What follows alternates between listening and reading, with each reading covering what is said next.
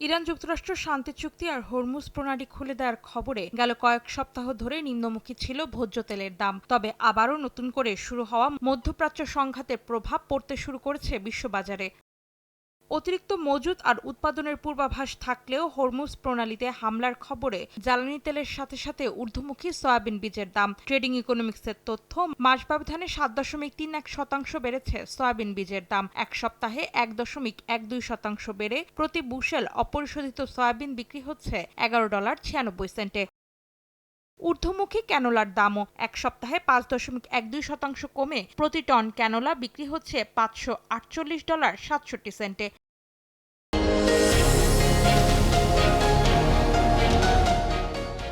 ঊর্ধ্বমুখী সূর্যমুখী তেলের দর সপ্তাহ ব্যবধানে 0.55% বেড়ে প্রতি টন এই তেল বিক্রি হয়েছে $1667.71।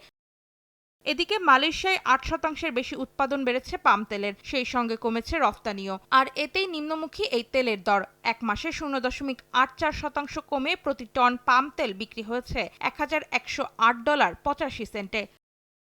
অন্তরা সেন, সময় সংবাদ।